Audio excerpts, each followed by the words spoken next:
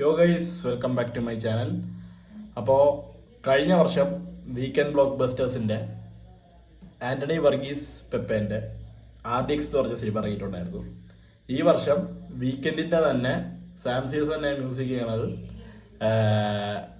പെപ്പേൻ്റെ തന്നെ പടം കൊണ്ടൽ, എന്തോ ഇടിപ്പടമാണെന്ന് തോന്നുന്നു. ട്രെയിലർ വന്നിട്ടുണ്ട്. ഇത് കഴിഞ്ഞ് ഞാൻ ARMൻ്റെ ട്രെയിലർ കൂടി റിയാക്ഷൻ ഞാൻ ചെയ്യുന്നതായിരിക്കും. കാരണം ഞാൻ അത് ചെയ്യണം എന്ന് വിചാരിച്ചിരുന്ന ഒരു സാധനമാണ്. പക്ഷെ എനിക്ക് ചെയ്യാൻ പറ്റിയില്ല. ഞാൻ സ്ഥലത്തുണ്ടായിരുന്നില്ല. ഞാൻ ഒരു വട്ടം കണ്ടു. പക്ഷെ എനിക്കത് ഒരിക്കൽ കൂടി ഞാൻ ഇനി വീഡിയോയിൽ ഇരുന്നൊന്നും കാണാൻ പോവുകയാണ്. അപ്പോൾ കൊണ്ടലിൻ്റെ നമുക്ക് ആദ്യം കാണാം. ബാംഗ്ലൂഡേഴ്സ് മിന്നലുള്ളി ആലീക്സ് ഫ്രം ദ പ്രൊഡ്യൂസർ.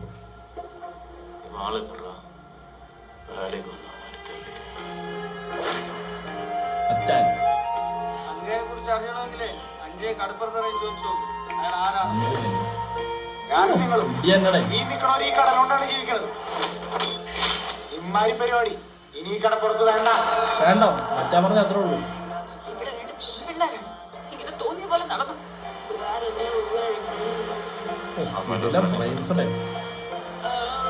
ഒപ്പി വെച്ചിരിക്കുക. കരിക്കില മച്ചാനൊക്കെ ഉണ്ടല്ലോ.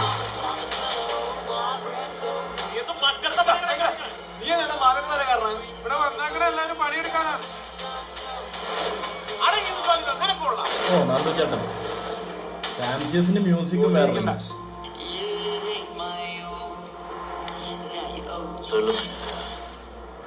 என்ன பிரச்சனை?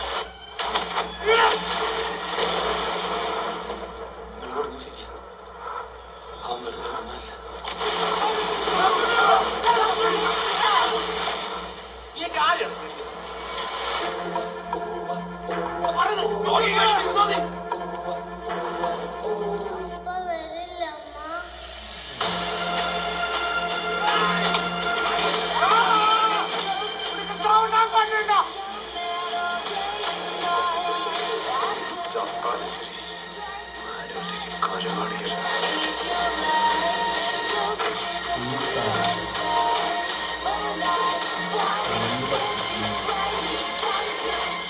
ഇപ്പോഴാണ് ഈ ബോട്ടിൽ വന്നിരിക്കുന്നത്. എന്തിനാണെന്ന്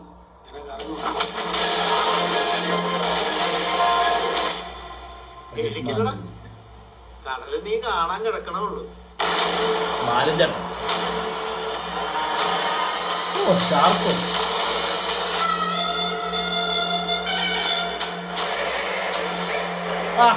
ഇങ്ങനെയാണ് ഞാൻ നോക്കിയത്. പുള്ളിന്റെ സംഭവം കുറച്ചേ കാണിച്ചിട്ടുള്ളൂ കേട്ടാ. രാജ്വി ഷെട്ടിന്റെ എന്റെ പൊന്നണ്ണ ടർബോ പോലൊന്നും ആക്കല്ലേ. എടേ, ഇടി എന്ന് പറഞ്ഞ ഒരു ജോണറില് എന്തുകൊണ്ടും ഇങ്ങനെ ഫിറ്റുമാണ്, സേഫുമാണ് പെപ്പെ. പുള്ളിന്റെ സാധനമാണ്. അത് RDX കാണിച്ചപ്പോഴും ഇപ്പൊ നീരജാണെങ്കിൽ മറ്റേ നെഞ്ചക്കിന് നെഞ്ചം തിരയാം ആ സാധനം. മറ്റേ ഷെയ്നിക്കാണെങ്കിൽ മറ്റേ കിക്ക് ചാടി ചവിട്ട്. ഇങ്ങനെ അപ്പോഴും പഞ്ച് അങ്ങനെ പഞ്ചാണ് രസമാണ്. അങ്കമാലി ഡയറീസ് തൊട്ട് അങ്കമാലി ആയാലും നമ്മുടെ ഈ പടം ഉണ്ടല്ലോ ഉത്സവത്തിനടിച്ച് പൊളിക്കണ ജഗജാന്തിന്, അത് സ്വാതന്ത്ര്യ അർദ്ധരാത്രിയിൽ ഇങ്ങനത്തെ കുറെ കിട്ടില്ല ഇത് കാണിക്കുന്നുണ്ട്. കൊള്ളാം. അടുത്ത ARMൻ്റെ നോക്കട്ടെ. അജയൻ്റെ 2ാം മോഷണം ഞാൻ കണ്ടതാണ്. ഞാൻ പറഞ്ഞല്ലോ ആകാശത്തു നിന്നും പൊട്ടിവീഴുന്ന കാറ്റിനെക്കാളും വേഗത്തിലും മിന്നലിനേക്കാളും പ്രകാശത്തിലും നമ്മളെ ഈ ഹരിപുരത്ത് വന്നു. വടക്ക് ഹരിപുരം ഭാഗത്ത് ഒരു കളരിക്കാരനെ കുറിച്ച് കേട്ടിട്ടുണ്ട്. നമ്മളെ തറവാട്ടിലെ കണ്ണനെ കുറിച്ച് പറഞ്ഞു.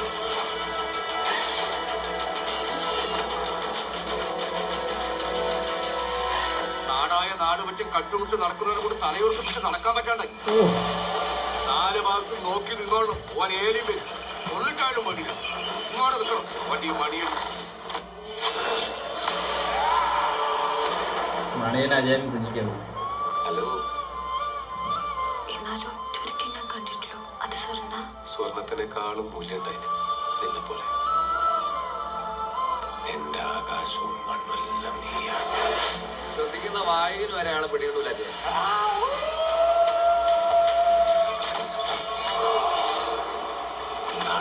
ഇന്നെ കളവിന്റെ രാത്രിയാ. കള്ളന് വിചാരിക്കാത്ത നേട്ടാ ഫലം.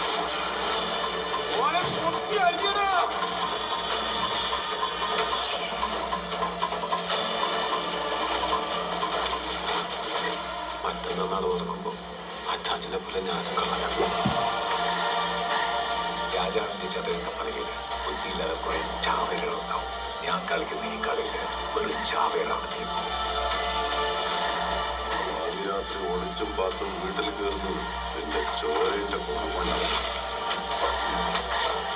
എന്റെ മോനെ ഒരു നാടിനെ ജയിച്ച കള്ളനാ നിന്റെ അച്ചാച്ചൻ.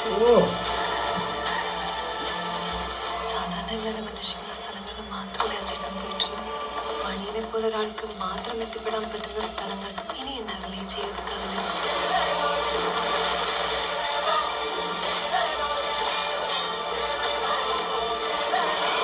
മ്യൂസിക്കൊക്കെ ആണോ മ്യൂസിക് അത്?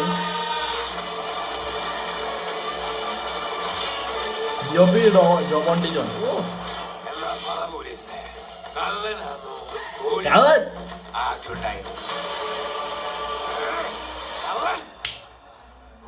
3D എനിക്ക് അറിഞ്ഞൂടാത്ത കാര്യം അവര് 3Dയിലോട്ട് ഇത് കൺവേർട്ട് ചെയ്തതാണോ അതോ 3Dയിലാണോ ഷൂട്ട് ചെയ്തതാണ്. അത് ഷൂട്ട് ചെയ്ത 3Dയിലാണെങ്കിൽ പൊളിക്കൂടെ കിട്ടില്ലൻ ഫ്രെയിംസും.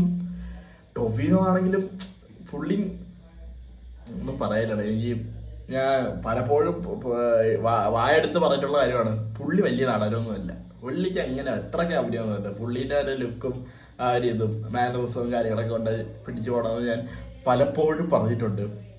പക്ഷേ ഈ പടം വേറെ കുറേ പടത്തിലുണ്ട്. കുറേ പടത്തിലൊക്കെ എന്താ പറയുക, നല്ല ഇൻറ്റൻസ് റോൾസ് മറഡോണയില് ലൂക്കയില് ഇങ്ങനെയൊക്കെ പുള്ളി ചെയ്തിട്ടുണ്ട്. എന്നാലും പുള്ളീനെ ഒരു ടോട്ടലി ഒരു നടനായിട്ട് ഞാൻ ഇതുവരെ അങ്ങ് കൂട്ടിയിട്ടില്ല. പക്ഷെ ഇത് പൊളിക്കും. ഇതെന്തോ മൂന്നോ നാലോ തലമുറകളോ എന്താണ്. കുഞ്ഞിക്കേളെന്ന് പറയുന്ന മറ്റേ കളരി ആശാനാണെന്ന് തോന്നുന്നു. അജയൻ ഇസ് ലൈക്ക് ഏറ്റവും അവസാനത്തെ തലമുറ, മണിയൻ കള്ളൻ എന്നാണ് എനിക്ക് തോന്നുന്നത്. അച്ചാച്ചൻ എന്തായാലും കണ്ടു നോക്കണം. എനിക്കിത് എന്താണെന്നറിയില്ല, ഒരു കാലത്തും ഇല്ലാത്ത എക്സ്പീരിയൻസ്. ഇതിൻ്റെ പോസ്റ്റർ എന്തോ വന്നപ്പോൾ തൊട്ട് തുടങ്ങിയ ഒരു ഹൈപ്പാണ് എനിക്ക്. അപ്പോൾ ഈ പടം എങ്ങാനും കൈവിട്ട് പോയി കഴിഞ്ഞാൽ ഭയങ്കര വിഷമമായി പോയി എനിക്ക്. ഞാൻ സാറിന് ഇത്ര ഒന്നും പ്രതീക്ഷിക്കാറില്ല.